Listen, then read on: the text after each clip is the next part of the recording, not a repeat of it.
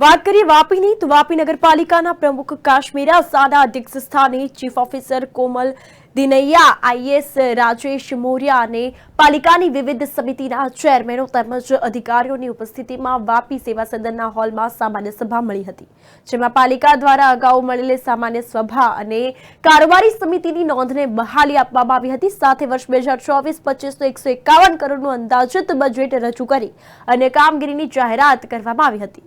આ અંતર્ગત સામાન્ય સભામાં વિરોધ પક્ષના નેતાએ ટ્રાફિકની સમસ્યા, ફૂડ ઇન્સ્પેક્ટરની જરૂરિયાત, સ્ટ્રીટ લાઇટ, રસ્તા ગટરની સમસ્યા અને તેના નિરાકરણ માટે રજૂઆત કરવામાં આવી હતી. સામાન્ય સભામાં પાલિકાના 44 પૈકી 14 જેટલા સભ્યો ગેરહાજર રહ્યા હતા. આજની જે સામાન્ય સભા હતી એમાં અમે 24-25નું અંદાજિત બજેટ રજૂ કર્યું છે, જે કુલ 151 કરોડનું છે, જેમાં ઉઘડતી શિલ્લક જે કહી શકીએ 23-24ની એ 58 કરોડના આસપાસ છે. અંદાજિત આવક જે છે નગરપાલિકાની 24-25ની એ 94 કરોડના આજુબાજુ છે અને એટલે ટોટલ 151 કરોડનું બજેટ રજૂ કર્યું છે.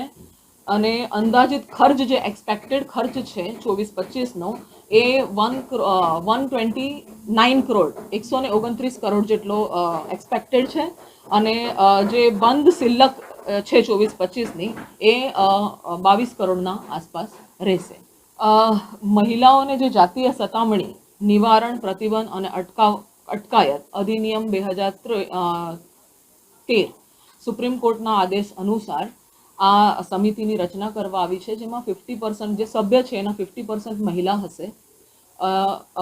અને આ જે સમિતિ છે એ એવી જગ્યા ઉપર લાગુ થાય જ્યાં 10થી વધારે કર્મચારીઓ કામ કરતા હોય છે, એટલે કે મહિલાઓને માનસિક અને શારીરિક કોઈ પણ રીતે કોઈ પણ હાનિ ના પહોંચે અને એ લોકો સારા એટમોસ્ફિયરમાં કામ કરી શકે એટલા માટે થઈને આ સમિતિની રચના કરવા આવી છે, જે ખૂબ જ ઇમ્પોર્ટન્ટ છે.